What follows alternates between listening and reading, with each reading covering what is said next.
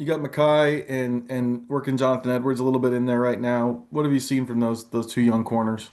Yeah, I was happy to see Mekhi get that pick and, certainly get some confidence. That's always a big part of playing that position. Jonathan, knock on wood, has done some good things as well. He's a young guy, undrafted guy who's still trying to find his way in the league. Super young. He's a talented guy. So I'm happy he had a big pass breakup on a deep ball. So that position requires a lot of things, but confidence is at the top of the list. So I'm happy that those guys did well. That pick by Mekhi, is that like a formation recognition type of pick? Because it felt like he attacked it pretty quick. Yeah, he did a good job. He saw the setup that they had, and certainly his technique on that play was he was more of a short zone player. He didn't have to worry about anything over the top, so he could be a little bit more aggressive. And that's just a good job by him knowing, what the coverage is built for and what he can and can't do. James, go ahead. Lou, I believe this is the first time we spoke to you since Xavien Howard retired. What was your reaction to that, and just how you all have to pivot from that? Well, first and foremost, I have the utmost respect for X. Drafted him when he was in Miami. Know him, him and I will be friends beyond football. I think the world of him. He's had a hell of a career, all the Pro Bowls, first team All Pro, all the things that he became. So, it is what it is. It just was at a point in his career where he felt like, hey, I need to pack it in and retire. So I have no ill will at all. I love the guy. I just, it was a great career, and we've moved on, and so is he.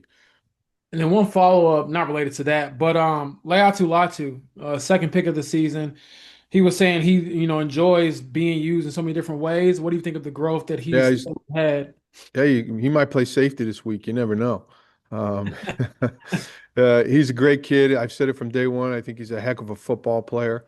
He's just an all-around, God has graced him with great athletic ability, but he's a throwback football player, and he can do a number of different things, and we'll keep using him in that manner. He's going to be going forward more than backwards, though. That's where he's best. And Grover Stewart with that bicep injury. If he can't go on Sunday, what do you miss with Grover being down? Well, hopefully, we'll, with the injury stuff, we don't know, but Shane will handle that stuff. But Grove is one of the key components to our group. He's a leader. He's been here for a long time, and just the physicality inside that he brings. You can't replace a guy like Grover, and hopefully we won't have to. Stephen, go ahead. Lou, this is pretty unusual in this league that you're playing with big leads as often as you have. But I guess just how nice is it to have the full playbook, and how much of an upper hand does it give you when you have that I situation? mean, yeah, we're super fortunate, to have an offense that we have and as explosive as it's been. It's a credit to, obviously Shane and our group over there, the players and all the coaches, but it really allows us to maybe hold back on some things that we were going to use that we don't have to Mhm. use, and maybe we can use it the following week and get 2 weeks of practice on something as opposed to just one that might be unique for a team that also carries over to the next team.